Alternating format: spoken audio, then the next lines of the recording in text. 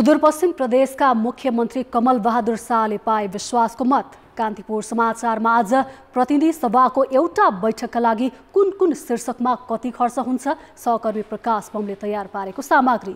UML grassroot अभियानबाट के सिक्यो पाठ, प्रधानमन्त्री रोजगार कार्यक्रम कार्यान्वयन सुस्त, इन्जिनियरिङ शिक्षामा आकर्षण बढेपछि 3वटा आङ्गिक क्याम्पस थप्ने त्रिभुवन विश्वविद्यालयको तयारी, अनि हामीसँग हुनेछ अस्तित्व जोगाउन सङ्घर्ष गर्दै आएका राउटे समुदायले बनाएको आफ्नै नियम, अन्तर्राष्ट्रियमा चीनमा राष्ट्रिय जनकङ्ग्रेसले गरेका निर्णय र खेलकुदमा शहीद स्मारक ए डिभिजन लिगको अपडेट।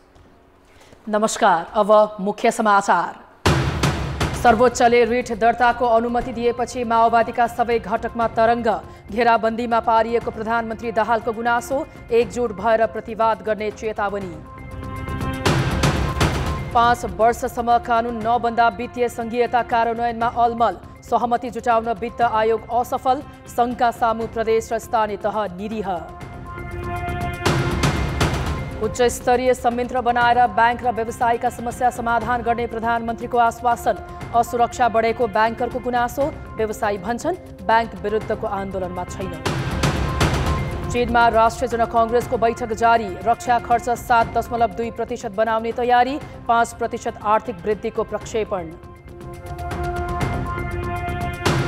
र defending champion Machindra A division लिगको पहिलो खेलमै जावलाखेलसँग स्तब्ध, 7 बाटोले एनआरटीलाई हरायो, आर्मी र सङ्कटाबीच गोल रहित बराबरी।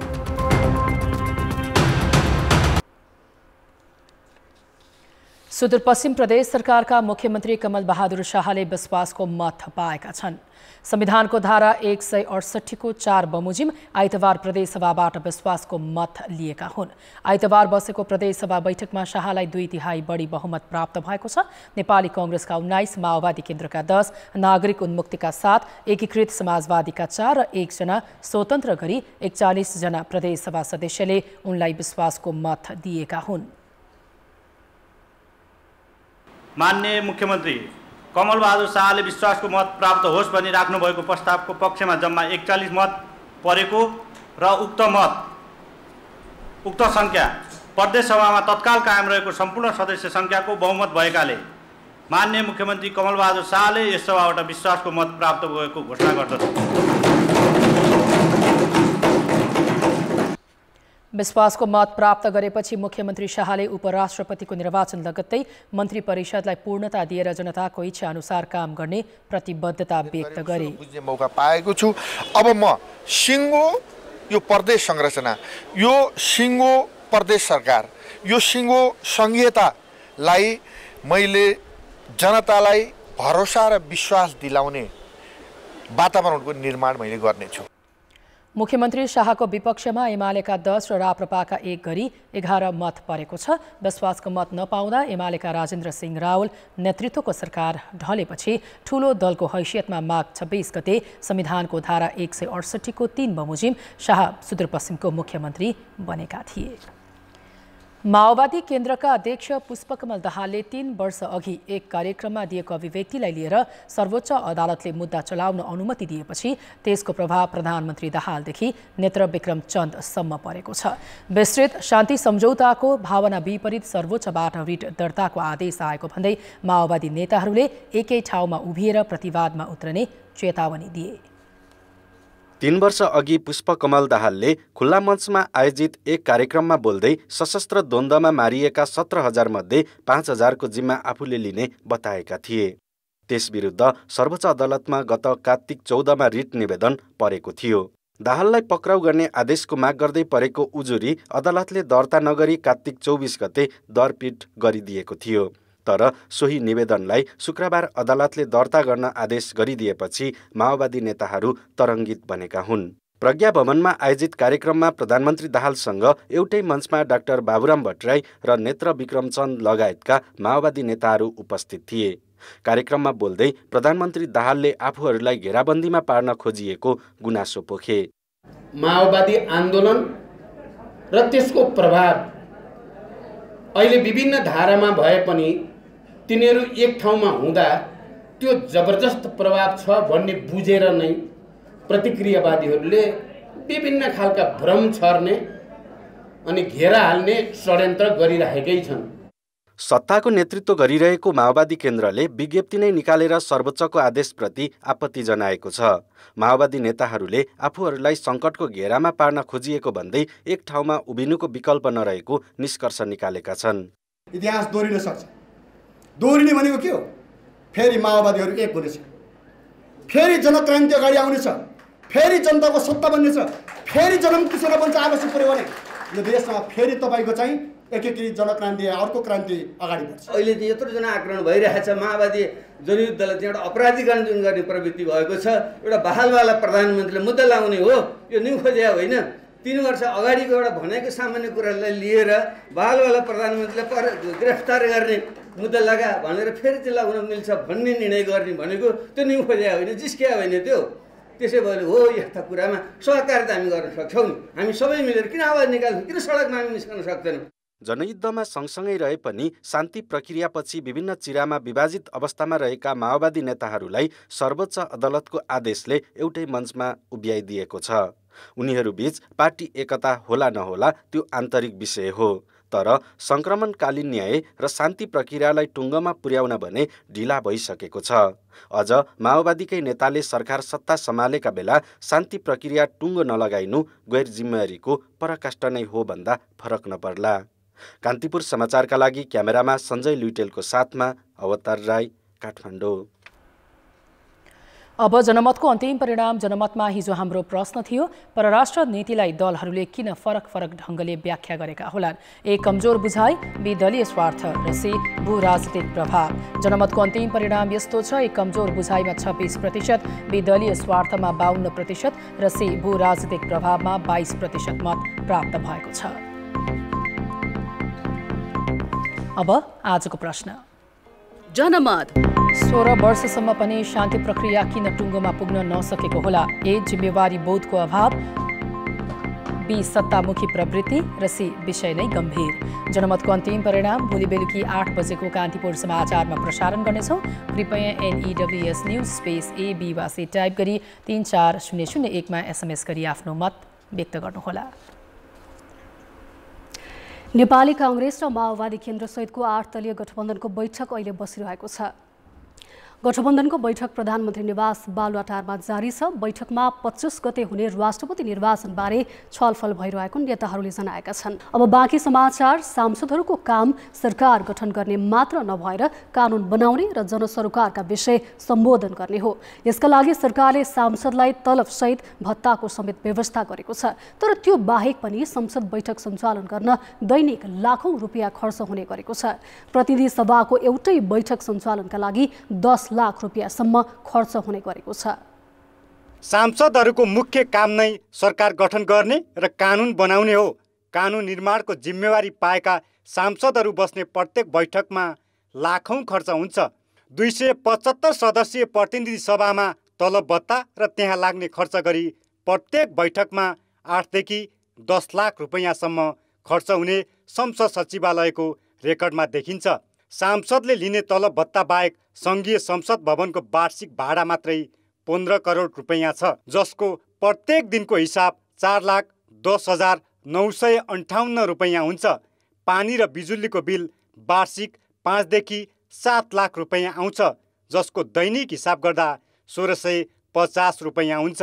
पिउने पानी र कपको दैनिक 2,500 खर्च हुन्छ। बैठक बस्दा सूचनाहरू छपाईका लागि दैनिक 5,000 को हाराहारीमा खर्च लाग्छ। त्यति मात्र होइन, सचिवालयले यातायात तथा इन्धनमा दैनिक 10 देखि 20,000 खर्च गर्छ। 275 जना सांसद उपस्थित हुँदा दैनिक बैठक र यातायात भत्ता मात्रै 5,50,000 पुग्छ। भइपरि खर्च दैनिक 10 देखि 20,000 आउँछ। उपस्थित सदस्यहरूको बैठक भत्ता तथा यातायात खर्चको कुरा हुन्छ, त्यो उपलब्ध गराउनु पर्ने। त्यसै गरेर अलिअलि इन्धन त्यहाँ सञ्चालन गर्दाखेरि इन्धनको कुराहरू हुन्छन्, केही भइपरि खर्चहरू हुन्छन्। त्यसै गरेर जस्तो अब बैठक बस्नु अगाडि हामीले त्यहाँ केही सुरक्षाका प्रोटोकलहरू पुरा गर्नुपर्ने हुन्छ, त्यसको लागि पनि सुरक्षाकर्मीहरू परिचालित हुने हुन्छ। त्यसकारण जनशक्ति पनि अब सुरक्षा यता प्रशासन उता सभा सञ्चालन त्यो विभिन्न प्रकृतिकाहरू चाहिँ परिचालन हुन्छ। संसदका पदाधिकारीको सेवा सुविधा र भत्ता अतिरिक्त हुन्छ। बैठक बस्दा 25 जना कर्मचारी र 80 जना मर्यादा पालक खटिन्छन्। स्पष्ट देखिने र अन्य खर्च जोड्दा दैनिक 8 देखि 10 लाख खर्च हुन्छ। संसद सञ्चालन गर्दा खर्च हुनु ठुलो कुरा होइन, तर काम प्रभावकारी भयो कि भएन भन्ने महत्त्वपूर्ण प्रश्न हो। सदनका कामलाई प्रभावकारी बनाउन भने सरकारका तर्फबाट सक्रियता देखिएको छैन। कान्तिपुर समाचारका लागि क्यामेरामा सञ्जय लुइटेलका साथ प्रकाश बम, काठमाडौँ। पार्टी टुक्रिएर संगठनमा मात्र नभई निर्वाचनमा समेत धक्का पुगेपछि संसदको दोस्रो ठूलो दल नेकपा एमाले यति बेला पार्टी सुदृढीकरण तथा विस्तार अभियान मिसन ग्रासरुट लिएर 77 वटै जिल्लामा पुगेको छ। विगत केही वर्ष यो पार्टी निकै आलोचित बन्यो। प्रधानमन्त्री पुष्पकमल दाहालसँग हिमचिम नमिलेपछि सत्ता छाडेको एमाले सत्तामा जानु र छाड्नुको कारणबारे आफ्ना कार्यकर्तालाई अर्थ्याउन पनि यो अभियानलाई उपयोग गरेको छ। पार्टीले केन्द्रीय स्तरका 360 नेतालाई जिल्ला, निर्वाचन क्षेत्र, पालिका तह हुँदै ओडा तहसम्म परिचालन गरेको छ। चुनाव नजिकिँदा मात्रै गाउँ छिर्ने नेताहरूलाई चुनावपछि पनि गाउँमा भेट्दा तल्लो तहका नेता कार्यकर्ता खुसी देखिनु स्वाभाविकै हो। तर मिसन ग्रासरुट अभियान लिएर गाउँ पसेका नेकपा एमालेका नेताहरूले कार्यकर्ताबाट अनेकौं प्रश्नको सामना गर्नु परेको छ। समसामयिक राजनीतिका सन्दर्भमा नेकपा एमाले जुन प्रकारको धोका पाउँदैछ त्यो धोका किन पायो भन्ने प्रश्नहरू पनि छ भने सँगसँगै आम कार्यकर्ताहरूको विगतको निर्वाचनताका भएका अन्तर्घातका प्रश्नहरू पनि व्यापक रूपमा उठ्ने गरेका छन्। कमिटीहरू, टोल कमिटीहरू, पालिका कमिटीहरू छन्, तर ती पालिका कमिटी, टोल कमिटी, वडा कमिटीहरू राम्ररी चलिरहेको अवस्था छैन। स्थानीय तह तथा प्रदेश र सङ्घको निर्वाचनमा अपेक्षाकृत नतिजा ल्याउन नसकेको विश्लेषणसहित गाउँ प्रवेश गरेको एमालेको एउटा उद्देश्य त्यसको कारण पत्ता लगाउनु हो। यही अभियानले पार्टी कार्यकर्तामा व्याप्त अविश्वास निराकरण गर्ने र संगठन सुदृढीकरण तथा विस्तारमा बल पुर्याउने नेता कार्यकर्ताको दाबी छ। पार्टीको केन्द्रदेखि नै सञ्चालन भएकोमा धेरै राम्रो पनि छ र सबैले बुझ्ने अवसर पनि पाएको छ। यसमा चाहिँ म धेरै नै खुसी छु। पार्टीको तल्लो तहका कमिटीहरू राम्रोसँग परिचालन नभएको अवस्थामा गाउँ र टोलमा पुग्दा केन्द्रीय नेताहरूलाई आफ्ना कमजोरी ढाकछोप गरेर परिस्थितिलाई मात्र दोष दिनुको सट्टा खरो समीक्षा गर्नुपर्ने सुझाव नेताहरूले दिएका छन्। जनप्रतिनिधिको हिसाबले थोरैले हामी तल पर्यो, त्यसलाई सुधार गर्नुपर्छ, त्यही कमजोर रह्यो भनेर हामी फेरि जनताको बिचमा जान चाह्यौँ। पछिल्लो समय सिद्धान्त र पार्टीको मार्गदर्शनबाट च्युत हुँदै गएको आरोप पनि एमाले खप्नु परेको छ। मिसन ग्रासरुट अभियान लिएर गाउँ गाउँ पुगेका नेताहरूलाई कार्यकर्ताले 2 महिना अघि एमाले कसरी सरकारमा पुग्यो र किन सबथोक गुमाउने अवस्थामा फर्कियो भन्ने प्रश्न समेत सोधेका छन्। करिब 10 लाख संगठित सदस्य रहेको एमालेमा लगातार 2 वटा महाधिवेशनबाट केपी शर्मा ओलीले पार्टीको नेतृत्व सम्हालिरहेका छन्। ओलीले एकलौटी ढङ्गबाट पार्टी सञ्चालन गरेको र कार्यकर्ताको सुझाव नसुनेको आरोप लाग्दै आएको छ। यस्तो अवस्थामा ग्रासरुट अभियानमा तलबाट आएको सुझाव कतिको कार्यान्वयन होला, शङ्का गर्ने ठाउँ प्रशस्त छ। कान्तिपुर समाचारका लागि जिल्ला सहकर्मीहरू सुशीला पाठक र रमा दाहालको सहयोगमा विकास आचार्य, काठमाडौँ। सर्वोच्च अदालतले द्वन्द्व पीडितले न्याय पाउने विषयलाई अनन्तकालसम्म अल्झाएर राख्न नमिल्ने बताएको छ। प्रधानमन्त्री पुष्पकमल दाहाललाई पक्राउ गरी अनुसन्धान गर्नुपर्ने मागसहित दर्ता भएका निवेदन दरपेट गर्ने सर्वोच्च प्रशासनको निर्णय बदल गर्ने सर्वोच्चको फागुन 19 को आदेश आज लिखित रूपमा सार्वजनिक भएको हो। यो आदेशमा न्यायाधीश द्वय ईश्वर प्रसाद खतिवडा र हरिप्रसाद फुयालले राज्यले दण्डहीनतालाई प्रोत्साहन गर्ने नभएर द्वन्द्वको कारणबाट सिर्जित परिणामलाई न्यायिक तौरबाट मानसिक समयभित्र व्यवस्थापन गर्नुपर्नेमा जोड दिएका छन्। तत्कालीन माओवादीबाट मारिएका रामेछापका टिकाराज आरणका छोरा ज्ञानेन्द्र राज आरण सहित 15 जनाले दिएको एउटा र माओवादीद्वारा विस्थापित तथा घाइते बनाइएका रामेछापकै कल्याण बुढाथोकी सहित 8 जनाले दिएका गरी 2 वटा छुट्टा छुट्टै निवेदनलाई दर्ता गर्न आदेश दिएको हो। दाहालले 2076 को माघीका अवसरमा काठमाडौँको खुला मञ्चमा आयोजित सभालाई सम्बोधन गर्दै द्वन्द्वका क्रममा मारिएका 17,000 मध्ये आफूले 5,000 को जिम्मा लिन सक्ने बताएका थिए। त्यस विरुद्धको निवेदनलाई सर्वोच्च अदालतले प्रशासनले कार्तिक 24 यो विषय सत्ता निरूपण तथा मेलमिलाप आयोगको क्षेत्राधिकारमा पर्ने भन्दै दर्ता गर्न अस्वीकार गरेको थियो। त्यस विरुद्ध निवेदकहरू सिधै सर्वोच्चको इजलासमा पुगेका थिए।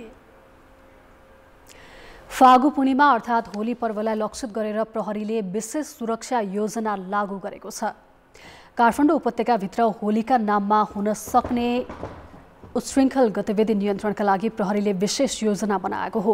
उपत्यका प्रहरी कार्यालयका अनुसार काठमाडौँ, ललितपुर र भक्तपुरका 62 स्थानमा प्रहरीले विशेष सुरक्षा जाँच गर्नेछ। त्यस्तै मादक पदार्थ तथा लागु औषध सेवन गरेर सवारी चलाउनेहरूलाई लक्षित गरेर ट्राफिक प्रहरीले लागु औषध परीक्षणको किट प्रयोग गर्नेछ। गत पुस यता काठमाडौँका सवारी चालकमाथि गरिएको परीक्षणमा 62 जनाले लागु औषध सेवन गरेर सवारी चलाएको भेटिएको थियो। त्यस्तै मादक पदार्थ सेवन गरेर हुन सक्ने झडपलाई समेत लक्षित गरेर सुरक्षा योजना बनाएको प्रहरीले जनाएको छ।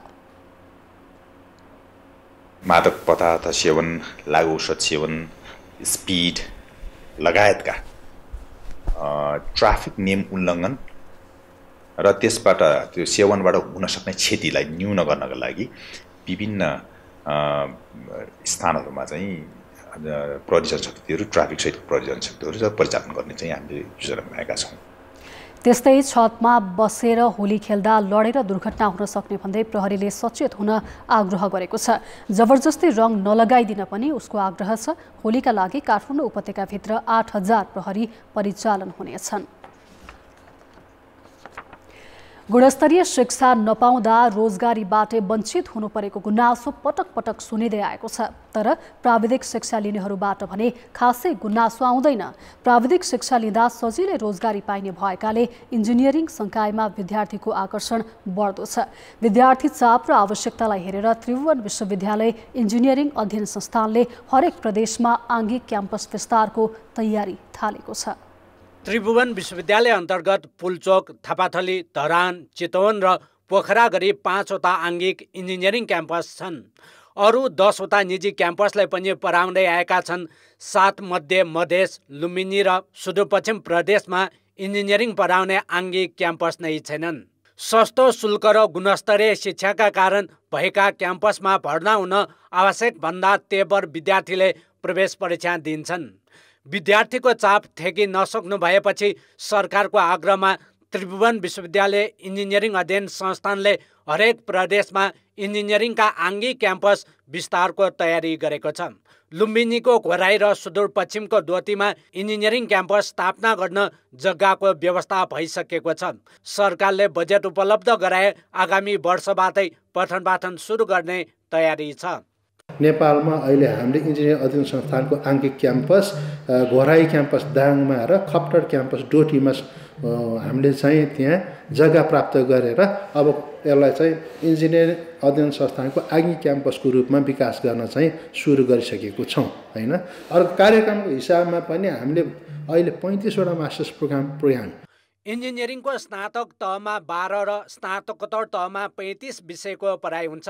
अहिले भएका त्रिवी अन्तर्गतका क्याम्पसमा 5000 विद्यार्थी छन्। स्नातक र स्नातकोत्तर तहमा यस वर्ष 17000ले प्रवेश परीक्षा दिएका थिए, जबकि 8 वर्ष अघि जम्मा 10000ले मात्रै दिएका थिए। 5 वर्ष अघिसम्म 50000 भन्दा बढी भर्ना हुने शिक्षा शास्त्र संकायमा अहिले मुस्किलले 20000 हुने गरेका छन्। त्यसैगरी मानविकी संकायमा पनि भर्ना दर घट्दो छ। तर प्राविधिक शिक्षामा इन्जिनियरिङ र चिकित्सा शिक्षाप्रति विद्यार्थीको आकर्षण बढेको छ। अध्ययन पुरा गरेपछि स्वदेशमा मात्र होइन विदेशमा समेत रोजगारी पाउन सजिलो हुने भएकाले विद्यार्थीको आकर्षण इन्जिनियरिङ शिक्षामा बढी छ। 90% भन्दा बढी विद्यार्थीहरू हाम्रै विद्यार्थीहरू हुन्छ, लोकसेवामा जाने विद्यार्थीहरू। त्यस्तै अन्तर्राष्ट्रिय स्तरमा जुन अब बाहिर विभिन्न विश्वविद्यालयहरू जुन अब एकदम रिनाउन्ड विश्वभरिका विश्वविद्यालयहरू छन्, हाम्रो विद्यार्थीहरू सम्पूर्ण विश्वविद्यालयहरूमा एज अब स्टुडेन्टको रूपमा, रिसर्चरको रूपमा र अहिले त फ्याकल्टीको रूपमा पनि हाम्रो विद्यार्थीहरूले काम गरिरहेछ। क्याम्पसहरूमा त्रिभुवन विश्वविद्यालय अन्तर्गतका आङ्गिक क्याम्पसहरूको फी र प्राइभेट सम्बन्धन प्राप्त क्याम्पसहरूको फीमा धेरै ठुलो फरक छ। त्यसोस्ले गरेर आङ्गिक क्याम्पस त्रिभुवन विश्वविद्यालय अन्तर्गतकै क्याम्पसहरू नै हामीले चाहिँ एक्सपान्ड गर्नुपर्छ र शिक्षा प्रदान गर्नुपर्छ। त्यसो त इन्जिनियरिङ क्याम्पस स्थापना गर्न सजिलो भन्ने छैन। एउटा क्याम्पस बनाउन कम्तीमा 1 अर्ब रुपियाँ लाग्छ। त्यति मात्र होइन, शिक्षाको गुणस्तर सुधारमा पनि उत्तिकै ध्यान दिन आवश्यक छ। कान्तिपुर समाचारका लागि क्यामेरामा विकास जोशी र सञ्जय लुइतेलका साथ नारायण किलम्बु, काठमाडौँ। सुन्दा अचम्म लाग्न सक्छ। वनको राजाको रूपमा चिनिने फिरन्ते जाति राउटेले आफ्नो अस्तित्व जोगाउन केही नियम बनाएका छन्। समुदायमा मदिरा निषेध गरिएको छ भने आफू खुसी बाहिर जान रोक लगाइएको छ। नयाँ नियम पालना तथा कार्यान्वयनको अनुगमन राउटेका महामुखियाले गर्नेछन्। सानो झुपडी खोलाको किनारमा घाँस र कपडाले बारेको घरमा 40 घरका 142 जना बस्छन्। बिहान उठ्ने बित्तिकै युवाहरू काठबाट बन्ने सामग्री तयार गर्न लागिरहेका हुन्छन् भने महिलाहरू घरायसी काममा व्यस्त हुन्छन्। मदिराको लत छुटेसँगै अहिले आफूहरूलाई आउने सिप अनुसारको काम र नयाँ पुस्तालाई सिकाउन उनीहरू व्यस्त छन्। यो पुरानै इलममा यो लागौँ कि भन्ने सोचाइ थियो। पुरानै इलममा लागिसक्यो भने त कोसी या मर्सु या पिर्का भयो, जुन चाहिँ बकारी भयो, खात भयो, त्यसै इलममा रमाइलो भइसक्यो भने त्यसै इलम पछाडि लाग्ने। जङ्गलमा फिरन्ते जीवन बिताउने लोपोन्मुख राउटे जातिमाथि पछिल्लो 10 वर्षमा धेरै दाताहरूले सहयोग गरे। यसबाट राउटेको कष्टकर दैनिकी फेरिने अपेक्षा गरिएको थियो। केही हदसम्म फेरियो पनि, तर जङ्गलमा रमाउने जातिलाई पैसाको प्रभावले विचलित बनायो। खर्च पानी सहज रूपमा जुटेपछि उनीहरूले काठका भाँडा बनाउन छाडे। जङ्गलभित्र प्राकृतिक रूपमा रमाइरहेकाहरूमध्ये कति राउटे त मदिराको लती बने। 2 महिना अघि महामुखियाको छोराको बढी मदिरा सेवन गरेकै कारण मृत्यु भयो। पछिल्लो समय राउटे जातिको अस्तित्व नै सङ्कटमा परेको भन्दै नयाँ नियमहरू बनाइएको हो। नयाँ नियमको मुखियाले अनुगमन गर्दछ। नयाँ नियम लागू भएपछि पछिल्लो 1 महिना यता उनीहरूको स्वास्थ्य अवस्था र दैनिकीमा सुधार आएको छ। रक्सी छुट्याउने चाहिँ हामीले गाह्रो भइरहेको थियो, भनेको मान्दैन थियो र अहिले उत्साह छैन। यो रक्सीले चाहिँ मान्छे मर्न लाग्यो, लागेपछि त अब मर्नु भन्दा छोड्नु पर्यो भनिकन छोडेका छौँ। त्यसो त राउटे युवाहरूले निर्माण गरेका काठका सामग्री बजारीकरणको समस्या छ। उनीहरूको सिप र क्षमता विकासका लागि सरकारले बजार विस्तारमा सहयोग गर्नुपर्ने देखिन्छ। हामी कोसी बनाउँछौँ, साना पिर्काहरू बनाउँछौँ, साना यत्रो बागसहरू बनाउँछौँ, गाउँमा लाग्छौँ। गाउँमा बिकेन भने केही बिक्न पठाउनु पर्यो, बिकेन भने नेपाल सरकारसँग माग गर्नु पर्यो, त्यसैबाट खाना पायो। अन्य चिज मात्रै चाहियो, सामान भयो, पाल भयो, ओर्ने उछ्याउने प्यालेकेट भयो, अर्को कम्मन भयो, त्यो अहिले त भइगयो नि राउटे गुजर। राउटे समुदायमा केही वर्ष अघिसम्म अरूले दिएको कुरा सित्तैमा नलिने र पैसा छोए पाप लाग्छ भन्ने मान्यता थियो। अस्तित्व लोभ हुन नदिन राउटे जातिको एकल प्रयास सम्भव नभएकाले सरकारले शिक्षा, स्वास्थ्य, खाद्यान्न र सिप विकास जस्ता कार्यक्रममा सहयोग गर्न आवश्यक छ। कान्तिपुर समाचारका लागि चक्र भण्डारी, नाभिस्थान, दैलेख। अति कम विकसित राष्ट्रबाट विकासशील राष्ट्रमा स्तरोन्नतिको तयारी गरेका नेपाल, बङ्गलादेश र लाओसले चुनौतीपूर्ण अवस्थाका बीच दिगो र समावेशी राष्ट्र विकास गर्ने प्रतिबद्धता जनाएका छन्। दोहाको कतारमा जारी अधिकतम विकसित राष्ट्रहरूको 5औं सम्मेलनको साइडलाइनमा भएको त्रिदेशीय बैठकमा बङ्गलादेशका प्रधानमन्त्री शेख हसिना, नेपालका उपप्रधानमन्त्री नारायण काजी श्रेष्ठ र लाओसका उपप्रधानमन्त्री दिगो विकासको प्रतिबद्धता जनाएका छन्। विज्ञप्तिमा वैश्विक आर्थिक सुधारले अति कम विकसित राष्ट्रलाई एजेन्डा 2030 र दिगो विकास लक्ष्य अनुरूप कम्तीमा वार्षिक 7% कुल गार्हस्थ उत्पादनको लक्ष्य हासिल गर्नमा मद्दत पुर्याउने विश्वास व्यक्त गरिएको छ। विज्ञप्तिमा हालैको महामारीको प्रभाव, भू राजनीतिक तनाव र त्यसको परिणाम स्वरूप सृजना भएको आर्थिक अनिश्चितता तथा पटक पटकको जलवायु सम्बन्धित सङ्कट लगायतले स्तरोन्नतिको क्रममा रहेका र अन्य अति कम विकसित राष्ट्रहरूको जोखिमलाई थप बढाएको उल्लेख छ। अर्थ र विकास। ब्याङ्कको ऋण र ब्याज तिर्न नसक्ने भन्दै उद्योगी व्यवसायी आन्दोलनमा उत्रिएपछि प्रधानमन्त्री पुष्पकमल दाहालले आर्थिक समस्या समाधानको पहल गर्ने प्रतिबद्धता जनाएका छन्। प्रधानमन्त्री दाहालले उच्चस्तरीय संयन्त्र नै बनाएर ब्याज दर लगायतका समाधानको आश्वासन दिएका छन्। प्रधानमन्त्री दाहालले आज नेपाल राष्ट्र ब्याङ्कका पदाधिकारीलाई समेत सँगै राखेर ब्याङ्क र उद्योगी व्यवसायीलाई आश्वस्त पार्न प्रयास गरे। व्यवसायी र उद्योगीको सामान नबिक्ने र राज्यको पनि कर नउठ्ने स्थिति देखिएपछि प्रधानमन्त्रीले वित्तीय तथा आर्थिक क्षेत्रमा देखिएका समस्या सुन्न राष्ट्र ब्याङ्कका पदाधिकारी र निजी क्षेत्रका प्रतिनिधिलाई सँगै राखेका हुन्। दुवैतर्फका कुरा सुनेपछि प्रधानमन्त्री दाहालले उच्चस्तरीय संयन्त्र नै बनाएर समस्या पहिचान गरी समाधान गर्ने बताएका हुन्। प्रधानमन्त्रीज्यूकोबाट एउटा हिन्ट के आयो भने एउटा उच्च स्तरीय संयन्त्र बनाएर यसलाई चाहिँ समाधान गर्ने, किनभने जबसम्म ब्याजदर घट्दैन तबसम्म डिमान्ड बढ्दैन र डिमान्ड नबढेसम्म त्यसको फेरि बजार चलायमान हुँदैन। अब यो सबै कुरा एकअर्कासँग जोडिएका छन्, विषयहरू छन् होइन। यसलाई चाहिँ समाधान गर्नै पर्छ। तर यो भन्दै गर्दाखेरि केही साथीहरूले चाहिँ अहिले लघु वित्तमा खास गरेर जुन आक्रमणहरू भएको छ यसमा चाहिँ निजी क्षेत्रको कुनै संलग्नता छैन। उद्योगी व्यवसायीले चर्को ब्याज नियन्त्रण गर्न सुझाव दिए। उनीहरूले ब्याङ्कको ऋण नतिर्ने र कर्मचारीप्रति नै अभद्र व्यवहार गर्न उक्साउने गरी भइरहेका आन्दोलनमा भने आफूहरूको संलग्नता नरहेको बताए। बेस रेटमा चाहिँ जुन किसिमको कर्जा प्रवाह गर्दाखेरि लिने प्रिमियम चाहिँ कसैलाई चाहिँ 0.5 कसैलाई 0.6% पनि भएको छ हैन। हुनु त यो बेस रेट नै घटाउनु पर्यो। मुलुक अलि जटिल अवस्थामा छ, अहिले सबैले एकमुठी कसिनुपर्ने अवस्था हो, यो गर्नु पर्यो भनेर हामीले आग्रह गरेका छौँ। उद्योगी व्यवसायीको मात्र होइन, ब्याङ्कका प्रतिनिधिहरूको गुनासो पनि उस्तै थियो। पछिल्ला समय भइरहेका आन्दोलन र अनियन्त्रित गतिविधिले ब्याङ्किङ क्षेत्रमा जोखिम बढेको उनीहरूको भनाइ थियो। अनुदानका कुराहरू त्यो सबै एकदम चाहिँ पाउनु पर्ने चाहिँ निकायले पाउनु पर्यो र सरल ढङ्गले पाउनु पर्यो र त्यो चाहिँ नि उद्यमीहरूले नै त्यो प्रयोग गरेर चाहिँ आफ्नो व्यवसाय अगाडि बढाउनु पर्यो। यो चाहिँ राज्यले गरिदिनु पर्यो भने हाम्रो माग। एउटा खालको चाहिँ एउटा अभियान चाहिँ चलाएका छन्। ऋणीहरूले ऋण नतिर्ने, 20 लाखभन्दा तलको मिना आउनुपर्छ, के अरे ब्याङ्कलाई चाहिँ ब्याज नतिर्ने, ऋण नतिर्ने, आन्दोलन गर्ने विभिन्न खालको। तर हामी उद्योग व्यवसाय हामी आन्दोलन गर्ने होइन, हामी व्यवसाय गर्ने हो। तर उद्योगी व्यवसायीले पछिल्ला दिनमा ब्याङ्कहरू विरुद्ध भइरहेका आन्दोलनमा आफूहरूको संलग्नता नरहेको बताए। उनीहरूले अर्थतन्त्र चलायमान बनाउने नीतिगत पहल गर्न सरकारलाई सुझाव समेत दिए। कुराहरू सडकबाट चाहिँ रिकभरीका कुराहरू आइरहेछन्, त्यसले गर्दाखेरि चाहिँ भोलिको दिनमा ब्याङ्किङले निकै अप्ठ्यारो पर्न सक्छ। हामीसँग करिब अहिले 53,000 भन्दा बढी कर्मचारीहरू आबद्ध छ। यसलाई चाहिँ अलिकति यसरी चाहिँ त्यो भिडबाट गर्ने र चाहिँ ठुलो अप्ठ्यारो स्थिति चाहिँ पैदा भइरहेछ। यसलाई चाहिँ कुनै न कुनै ग्रुपले चाहिँ यसलाई एड्रेस गरिनुपर्छ भन्ने कुरा चाहिँ हाम्रो कुरो थियो। संघीयता कार्यान्वयनमा आएको 5 वर्ष बितिसक्दा पनि आवश्यक कानुन निर्माण हुन नसक्दा वित्तीय संघीयता कार्यान्वयनमा चुनौती देखिएको छ। संघले 4वटा कानुन बनाए पनि कार्यान्वयनमा आएका छैनन्। सरकारले 2074 सालमै गठन गरेको प्राकृतिक स्रोत तथा वित्त आयोगले 3 वर्षसम्म पनि साझा अधिकारसँग सम्बन्धित कानुन निर्माणका लागि स्वीकृति जुटाउन सकेको छैन। स्थानीय स्रोत र साधनको उचित प्रयोगबाट आर्थिक विकास गर्ने संघीयताको मुख्य उद्देश्य हो। संघीयतामा गइसकेपछि तीनै तहका साझा अधिकार, राजस्व सङ्कलन र प्राकृतिक स्रोतको बाँडफाँडलाई कानुनबाटै स्पष्ट पारिनुपर्छ। तर 5 वर्षसम्म पनि सङ्घ, प्रदेश र स्थानीय तहबीच अधिकार बाँडफाँड सम्बन्धी पर्याप्त कानुन बन्न सकेका छैनन्।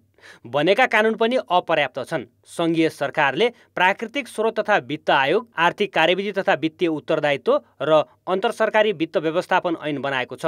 तर साझा अधिकार सहितको प्राकृतिक स्रोतको बाँडफाँड, प्रदेशको ऋण उठाउने अधिकार र तीनै तहको राजस्व सम्बन्धी एकीकृत कानुन निर्माण नहुँदा स्थानीय तह र प्रदेशबीच समन्वय हुन सकेको छैन।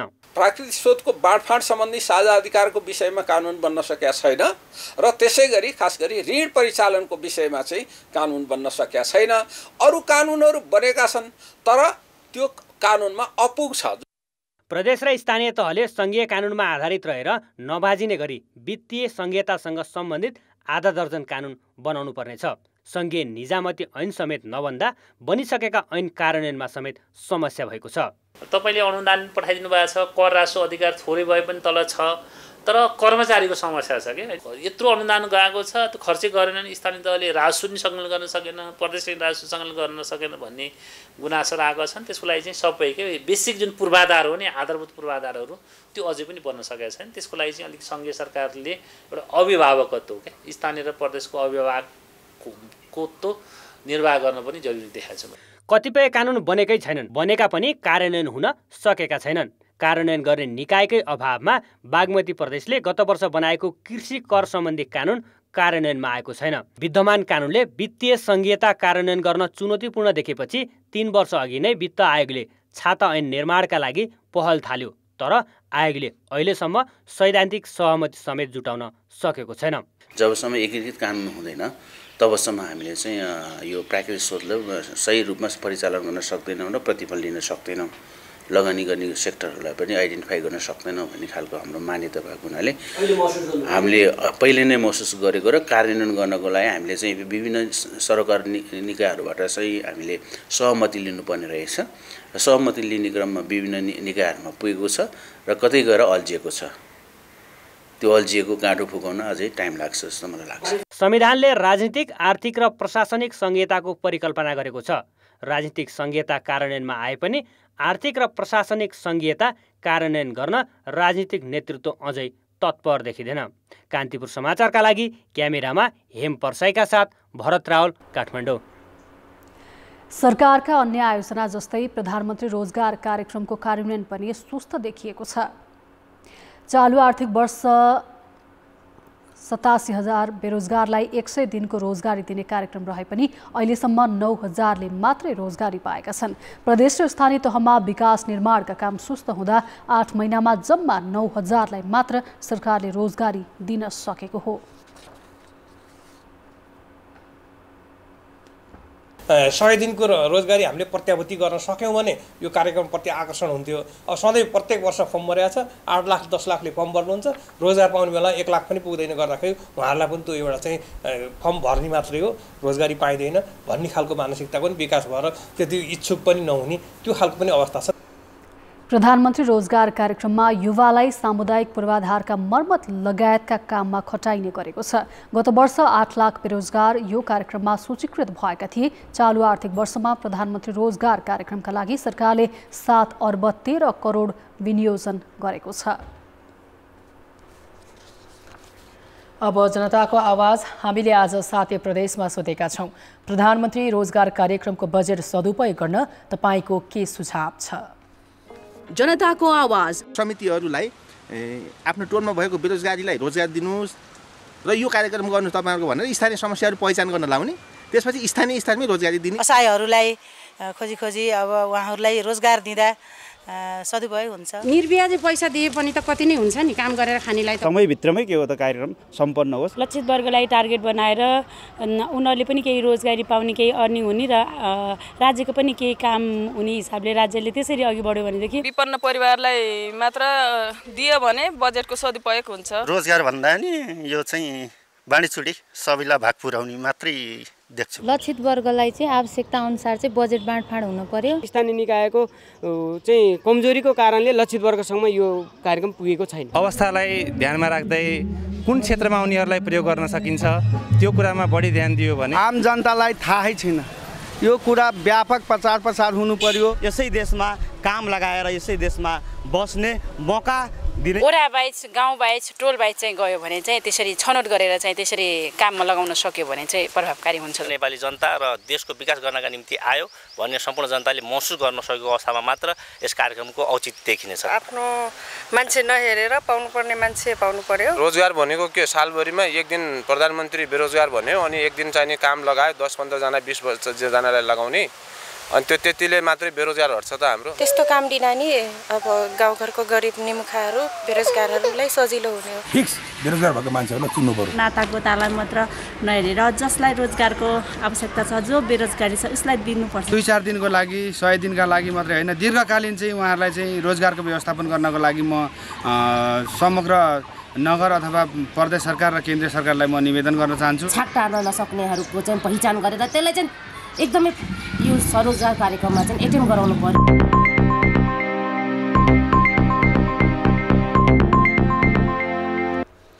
अब अन्तर्राष्ट्रिय समाचार। चीनको सत्ता र अर्थतन्त्रमा राष्ट्रपति सी जिनपिङको पकड थप बलियो बनाउने गरी चिनिया संसद राष्ट्रिय जनकांग्रेसको वार्षिक अधिवेशन आजदेखि बेजिङमा सुरु भएको छ। 9 दिन अर्थात् मार्च 13सम्म चल्ने अधिवेशनले राष्ट्रपति सी जिनपिङलाई तेस्रो कार्यकालका लागि राष्ट्रपतिमा निर्वाचित गर्नेछ।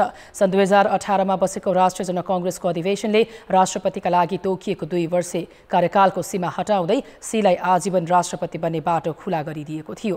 पार्टीको रबर स्ट्याम्पका रूपमा मानिने संसदको यस अधिवेशनले देशको नयाँ प्रधानमन्त्रीका रूपमा ली चियाङलाई नियुक्त गर्नेछ।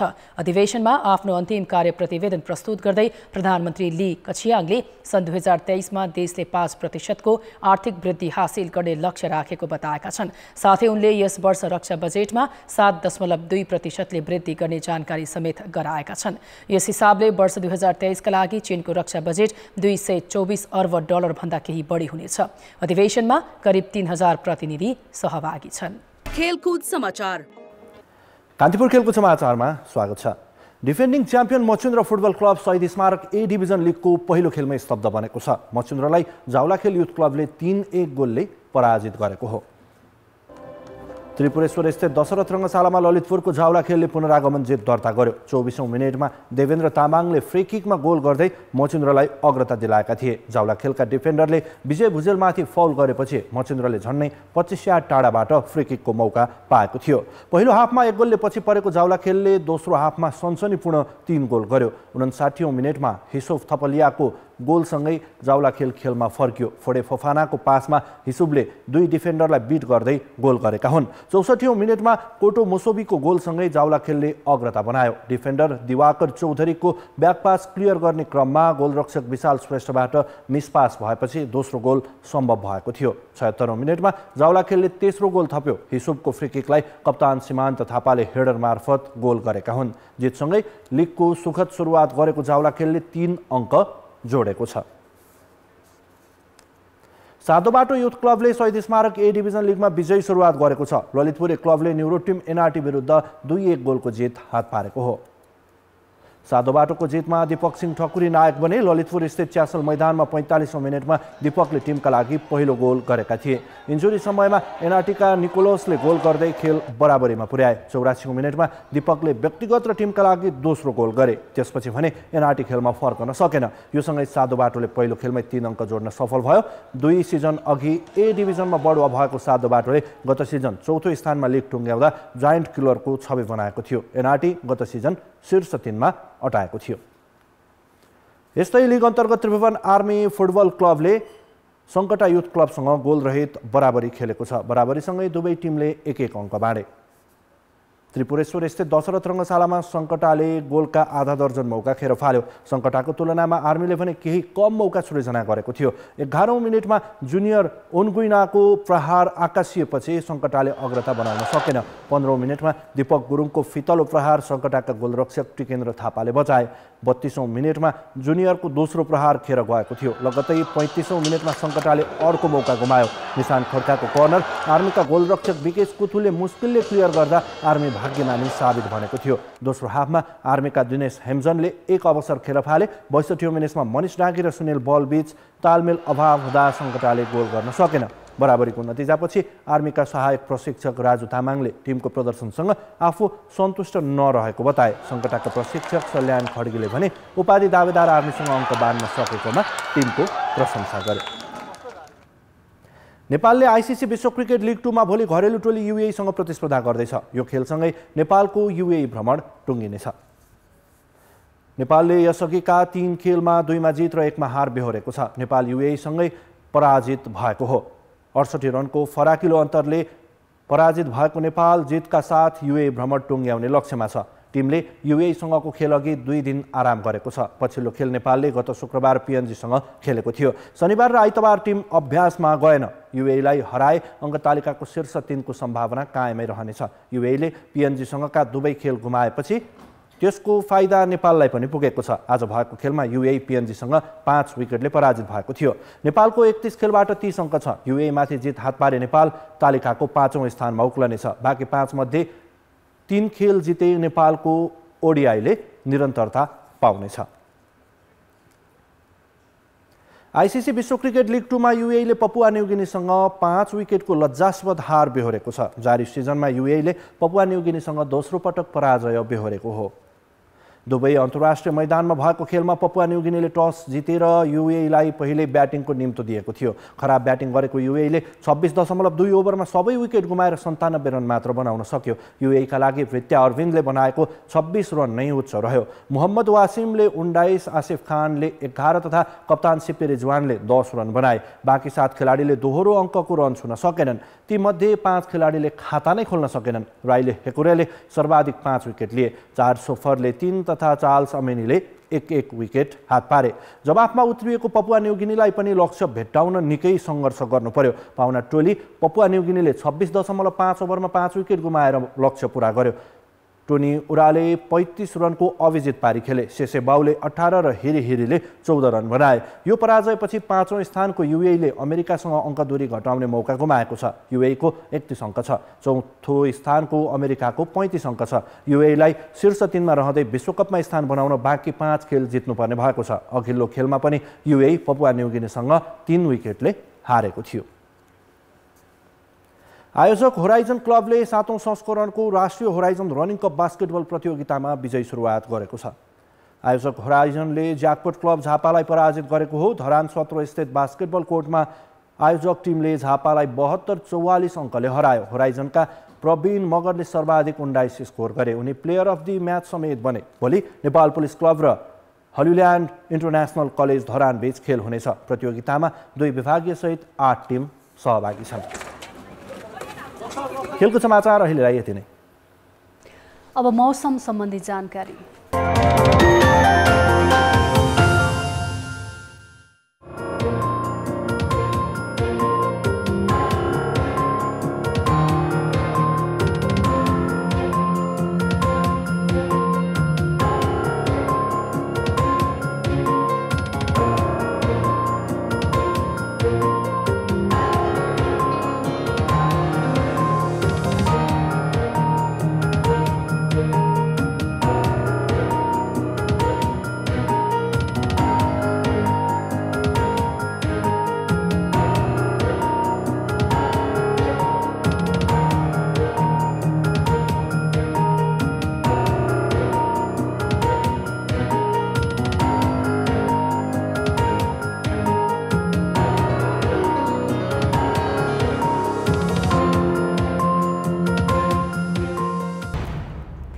कान्तिपुर समाचार अहिलेलाई सकियो। जाँदा जाँदै सर्लाहीका विजय दासको हनुमान स्वरूप कान्तिपुर टेलिभिजन हेर्दै गर्नुहोला। नमस्ते।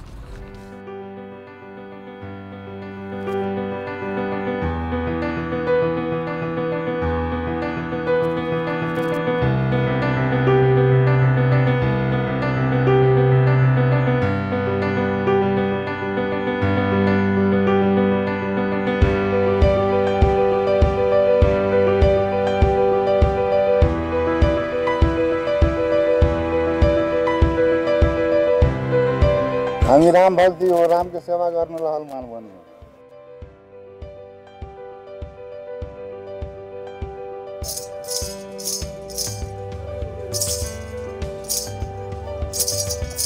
हाम्रो नाम हो विजय सहनी। म रैलभ दास बोल्छ। यो 5 साल भयो। आफ्नो उही भाडा खर्च ऊपर हुन्छ। मान्छे घर बरेपछि आफ्नो काम गर्नु, राम राम जप्नु, सेवा गर्नु, साधु सन्तको सेवा गर्नु।